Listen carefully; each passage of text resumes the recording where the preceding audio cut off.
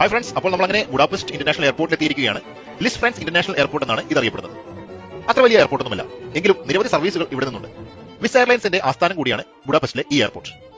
ഇവിടേക്കാണ് ഞങ്ങളുടെ പോളണ്ടിലുള്ള സുഹൃത്തുക്കൾ വരുന്നത്. അവർ പോളണ്ടിലെ ക്രാക്കോവിൽ നിന്ന് റോഡ് മാർഗം ഈ എയർപോർട്ടിലേക്ക് എത്തുമെന്നാണ് പറഞ്ഞിരിക്കുന്നത്. ഏകദേശം 1 മണിക്കൂർ കഴിഞ്ഞപ്പോൾ അവരെത്തി. ഇതാണ് ജീജു. ജീജു ഇവിടെ കുറച്ച് വർഷങ്ങളായി ബിസിനസ് ചെയ്യുകയാണ്. അഭിജിത്തും ജീജുവും ചേർന്ന് ഞങ്ങളുടെ ലഗേജുകൾ കാറിലേക്ക് കയറ്റി. ഇദ്ദേഹമാണ് ബ്രിസ്റ്റോ IT കമ്പനിയിൽ ജോലി ചെയ്യുന്നത്. അങ്ങനെ ഞങ്ങൾ 4 സംഘം യാത്ര തുടങ്ങുകയാണ്.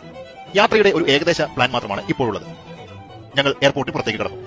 അങ്ങനെ 5 വർഷത്തിന് ശേഷം ഞാൻ വീണ്ടും ഹംഗറിയിലൂടെ യാത്ര ചെയ്യുന്നു. 2018 ഞാൻ ബുഡാപെസ്റ്റ് നഗരം മാത്രം സന്ദർശിച്ചിരുന്നു.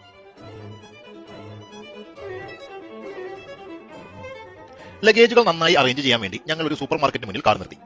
വളരെ ഉത്സാഹഭരിതനായ ഒരു ചെറുപ്പക്കാരനാണ് ജിജു. എല്ലാ കാര്യങ്ങളും വളരെ കൃത്യമായിട്ടാണ് ജിജു ചെയ്യുന്നത്. ഹംഗറിയിലെ ഏറ്റവും വലിയ തടാകമായ ലേക്ക് ബലാറ്റൻ കാണാനാണ് തീരുമാനിച്ചിരിക്കുന്നത്. ഒരു ഹംഗേറിയൻ റെസ്റ്റോറന്റിൽ കയറി ലഞ്ച് കഴിച്ചിട്ടാകാം യാത്രയെന്ന് ഞങ്ങൾക്ക് തോന്നി.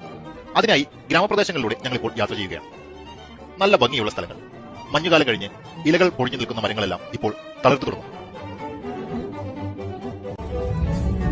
അപ്പൊ ലേക്ക് ബലാറ്റനിലേക്ക് ബുഡാപെസ്റ്റിൽ നിന്ന് പോയിക്കൊണ്ടിരിക്കുകയാണ്.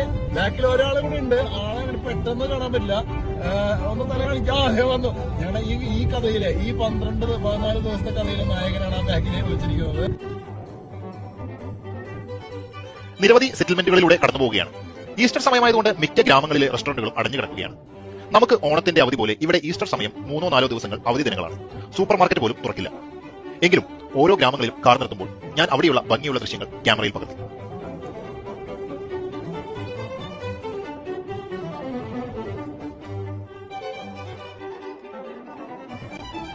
അവസാനം ഞങ്ങൾ ഒരു റെസ്റ്റോറന്റ് കണ്ടെത്തി. കിസ് ഹലാസ് എറ്റൽ ബാർ എന്ന പേരുള്ള ഒരു ചെറിയ ഹംഗേറിയൻ റെസ്റ്റോറന്റ്. അധികം തിരക്കൊന്നുമില്ല. റിസപ്ഷൻ കൗണ്ടറിൽ ആരെയും കാണുന്നില്ല. ഒരു പയ്യൻ ഓർഡർ ചെയ്ത വിഭവങ്ങൾ വാങ്ങാനാണെന്ന് തോന്നുന്നു അവിടെ നിൽക്കുന്നുണ്ട്.